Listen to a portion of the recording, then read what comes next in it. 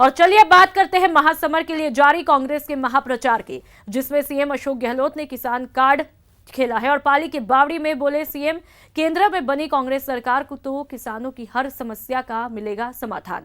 अलग बजट लाएगी कांग्रेस सरकार।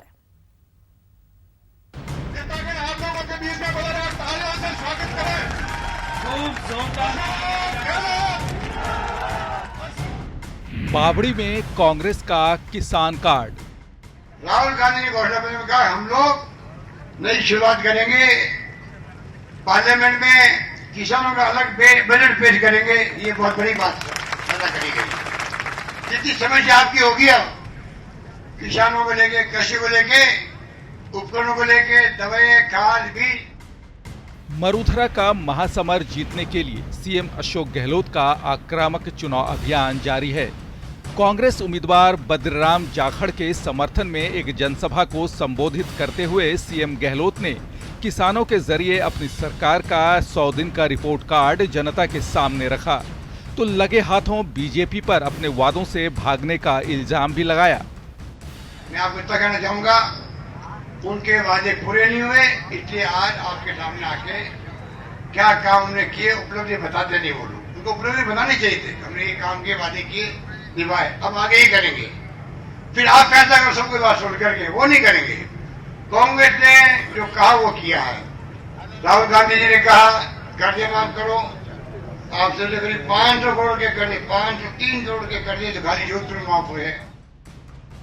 सीएम गहलोत बोले 5 साल पहले जनता से जो वादे हुए उसमें कोई भी मोदी सरकार पूरा नहीं कर पाई, लेकिन बीजेपी के सभी नेता सिर्फ पीएम मोदी के नारे लगाते हैं।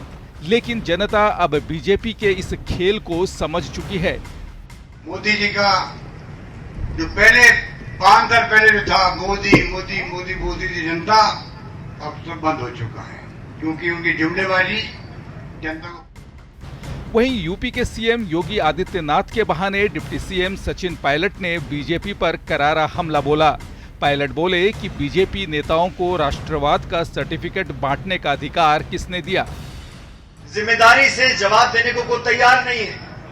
उत्तर प्रदेश के मुख्यमंत्री योगी आदित्यनाथ जी ने क्या भाषण दिए?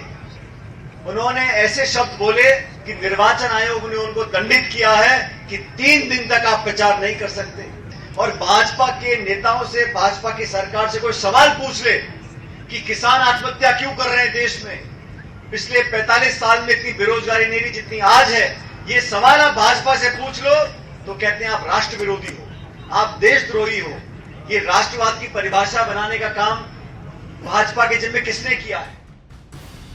बीजेपी पर तंज कसते हुए पायलट बोले कि बीजेपी ने कांग्रेस मुक्त भारत का नारा दिया, लेकिन जनता ने राजस्थान समेत 3 बड़े राज्यों में कांग्रेस की सरकार बनाकर उनकी सोच को खारिज कर दिया। भाजपा बोलती है कि कांग्रेस मुक्त बना दो। क्यों बना दे? कांग्रेस ने 3 राज्यों में चुनाव जीते हैं, मध्य प्रदेश में, छत्तीसगढ़ में और राजस्थान में। ये जनता ने करारा जवाब दिया है मोदी साहब को और अमित शाह जी को।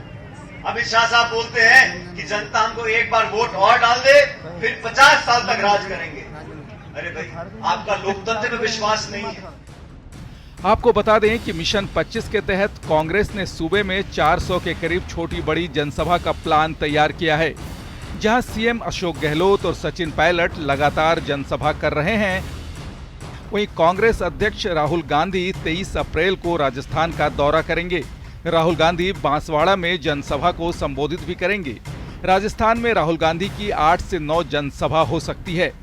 ब्यूरो रिपोर्ट के साथ गोवर्धन चौधरी, न्यूज 18 राजस्थान। मिशन 25 में जुटी कांग्रेस अपना खेमा मजबूत करने में जुटी है। लोकसभा चुनाव से पहले कई दलों के नेता कांग्रेस की सदस्यता ले रहे हैं, तो विधानसभा चुनाव के दौरान बागे हुए कांग्रेस नेताओं के लिए भी अब पार्टी ने दरवाजे खोल दिए हैं। अब तक करीब 40 बागी कांग्रेसी नेताओं की घर वापसी भी हो चुकी है।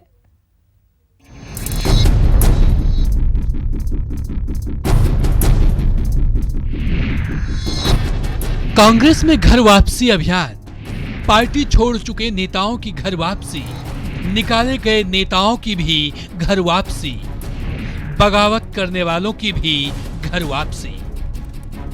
महासमर में कांग्रेस हर उस नेता को साधने में लगी है जिसकी वजह से पार्टी को फायदा हो सकता है या फिर जो पार्टी को नुकसान पहुंचाने की स्थिति में है।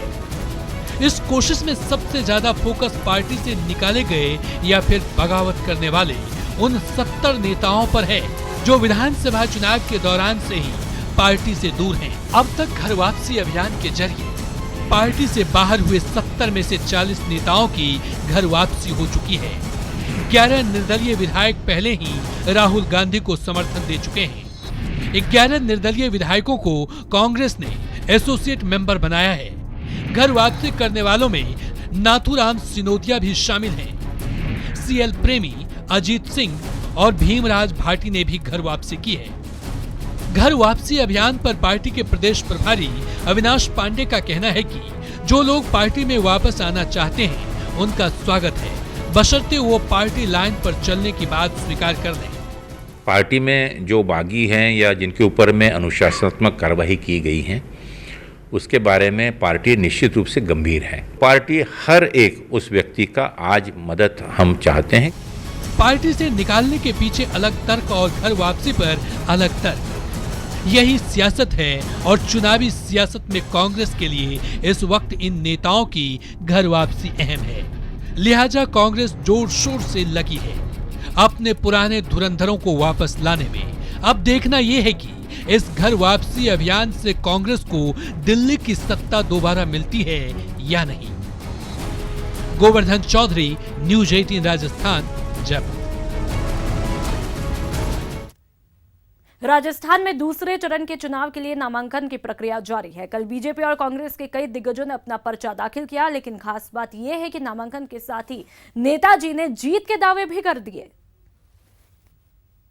एक बार तीसरी बार चुनाव लड़ रहा है और एक राष्ट्रीय पार्टी से एक जगह का टिकट लेकर के आ रहा है। मुझे नहीं लगता कि इस सवाल का जवाब देना यहाँ पर कोई कारण बनेगा कि मतलब इस तरीके की कोई बात होगी। अब रही बात कि जो ये आरोप लगा रहे हैं, क्योंकि कोई वास्तविक आरोप तो है नहीं। जब उनसे पूछते हैं काम क्या करे, बोले मैंने संघर्ष किया।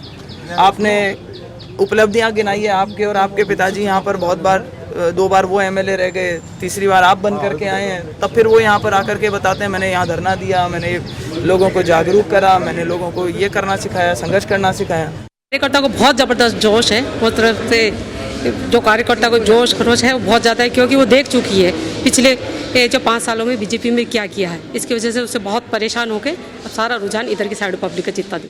इसी उम्मीद के साथ सभी जनता के पास आशीर्वाद के लिए मैं जा रहा हूं। आप सबका बहुत बहुत धन्यवाद। भारतीय जनता पार्टी ने जो मुझे दोबारा से एक बार मौका फिर दिया है, एक युवा सांसद को, जो बीते हुए 5 साल में हमने विकास के काम कराए। आज पूरी टीम हमारी, पूरी भारतीय जनता पार्टी की टीम, हम उस विकास के एजेंडे को लेकर पब्लिक के बीच में जाएंगे। और जिस तरह के नेशनल इलेक्शन है, राष्ट्र का इलेक्शन है, और हमारे मोदी जी सरकार के द्वारा जो बीते 5 साल में काम है, जो हमने एक शासन दिया है, उस शासन को लेकर जनता के बीच में जाके दोबारा से हम अपनी पार्टी के लिए पूरी टीम एक साथ काम करेगी और दोबारा मोदी जी देश का प्रधानमंत्री बनाया जाएगा। मेरे सामने उस समय जो क्षेत्र की कुछ समस्याएं थी, खासतौर से यहाँ के मेडिकल कॉलेज की बहुत बड़ी मांग थी। मैंने माननीय मुख्यमंत्री जी से निवेदन किया, आपके सहयोग और समर्थन से माननीय प्रधानमंत्री जी ने हमें 7 के बाद में 8वां मेडिकल कॉलेज दिया। राजस्थान के महासमर में कल का दिन बीजेपी के सबसे हैवीवेट उम्मीदवार राज्यवर्धन सिंह राठौड़ के नाम रहा, जहां उन्होंने पूरे तामझाम से पर्चा भरा और उसके बाद एक रैली करके अपनी ताकत भी दिखाई।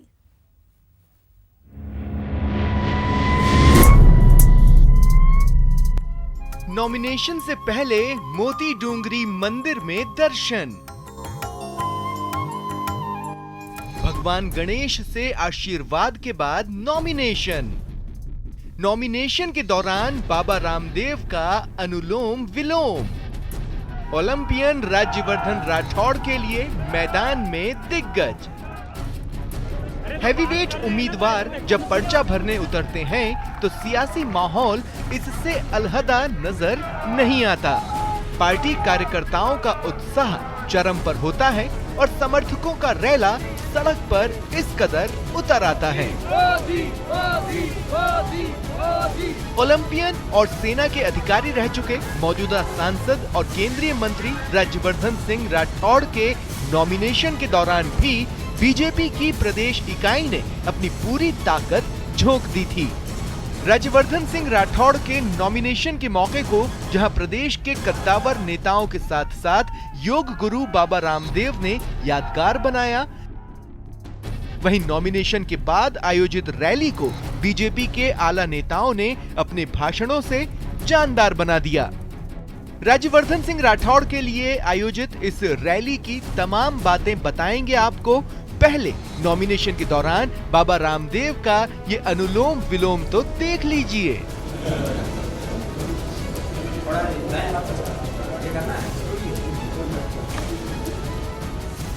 आइए अब आपको दिखाते हैं इस मौके पर प्रदेश के आला नेताओं ने क्या क्या कहा। ये जो 2014 का जो चुनाव हुआ है, इसने देश में भ्रष्टाचार की भट्टी को जला दिया। मेरी भी 40 साल का राजनीतिक अनुभव है, लेकिन राजनेता जो दिल्ली में काम करता है, कोई न कोई दागी हो ही जाता है, कोई न कोई किसी किसी के खिलाफ चिट्ठी चिपक जाती है। लेकिन ये अब की बार 14 से लेकर ये 19 तक का एक भी केंद्रीय मंत्री पर या केंद्र के किसी अधिकारी पर किसी प्रकार का आरोप न लगना, इसका मतलब भ्रष्टाचार को समाप्त करना।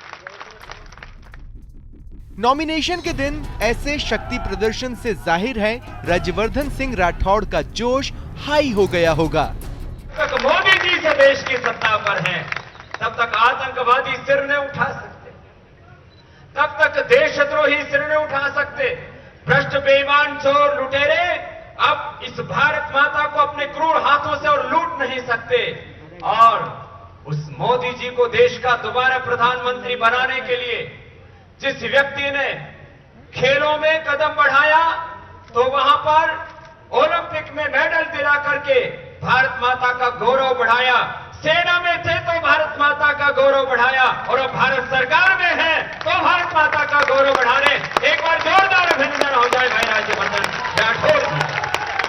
अभी मैं देखता हूं पोस्टर लगे हुए बड़े बड़े,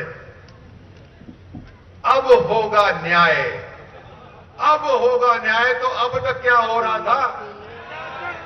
अब तक क्या हो रहा था? अब तक क्या हो रहा था? अब इस अन्याय की सजा मिलेगी। अब तो सजा का टाइम है। इस बार कोर्ट कचहरी नहीं जाएंगे, इस बार पिछले अन्याय के लिए कोर्ट कचहरी नहीं जाएंगे, हम जाएंगे हर बूथ पर और वहां जनता करेगी न्याय। अपने बयानों से राज्यवर्धन सिंह राठौड़ तो कॉन्फिडेंट नजर आते हैं। अब देखना यह है कि यही कॉन्फिडेंस जनता राज्यवर्धन सिंह राठौड़ पर दिखाती है या नहीं। राकेश शर्मा, न्यूज़ 18 राजस्थान, जयपुर। अब की बार बीजेपी और कांग्रेस में ज्यादातर उम्मीदवार करोड़पति है, लेकिन दिलचस्प खबर यह है कि इन करोड़पति उम्मीदवारों में समेत सबसे अमीर प्रत्याशी भी बिना कार के हैं।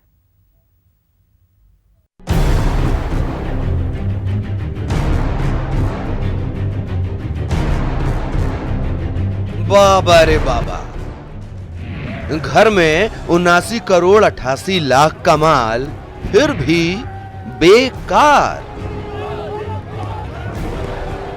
गजब ढा दिया सुखबीर सिंह जौनपुरिया साहब ने।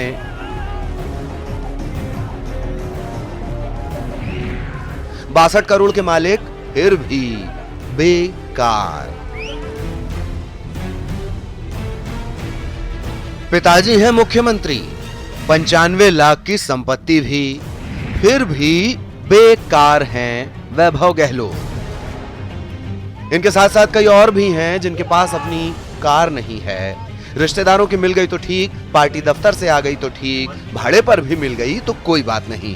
और ये तीनों हिसाब नहीं बैठे तो फिर राम भरोसे निकल पड़ते हैं पैदल, क्योंकि ये तो बिना कार वाले हैं। आइए अब आपको बताते हैं राजस्थान के महासमर में खम ठोक रहे वो कौन कौन से उम्मीदवार हैं जिनकी हैसियत तो अच्छी खासी है लेकिन फिर भी बेकार हैं। सबसे पहले बात सबसे अमीर उम्मीदवार की। अजमेर से कांग्रेस उम्मीदवार हैं रिजू झुंझुनवाला। 79 करोड़ 88 लाख की संपत्ति के मालिक हैं लेकिन बेकार हैं। टोक सवाई माधोपुर से बीजेपी के प्रत्याशी हैं सुखबीर सिंह जौनपुरिया। जौनपुरिया 62 करोड़ के मालिक हैं, फिर भी बेकार हैं। राजसमंद से बीजेपी प्रत्याशी हैं दिया कुमारी। दिया कुमारी 16 करोड़ की मालकिन होकर भी बेकार हैं। राजसमंद से कांग्रेस उम्मीदवार हैं देवकी नंदन। देवकी नंदन की हैसियत भी कम नहीं, लेकिन बेकार हैं। जोधपुर से कांग्रेस के उम्मीदवार हैं वैभव गहलोत। 95 लाख की चल संपत्ति है, लेकिन जनाब बेकार हैं। जब करोड़पति उम्मीदवारों के पास कार नहीं, तो फिर वैसे उम्मीदवारों की क्या बिसात जो महज 10-12 लाख के मालिक हैं। ऐसे में बाड़मेर के बीजेपी प्रत्याशी कैलाश चौधरी को ही ले लीजिए। 12 लाख के मालिक हैं, पर बेकार हैं कैलाश चौधरी। इन सभी के अलावा कोटा से कांग्रेस उम्मीदवार राम नारायण मीणा, भीलवाड़ा से बीजेपी उम्मीदवार सुभाष बहेड़िया, जयपुर से कांग्रेस उम्मीदवार ज्योति खंडेलवाल, सीकर से कांग्रेस प्रत्याशी सुभाष महेरिया, जालौर से बीजेपी प्रत्याशी देवजी पटेल के पास कार नहीं है। हाँ, ये अलग बात है कि झालावाड़ से बीजेपी उम्मीदवार दुष्यंत सिंह, जो कि पूर्व सीएम वसुंधरा राजे के बेटे भी हैं, उनके पास एक नहीं बल्कि दो लग्जरियस मर्सिडीज कारें हैं।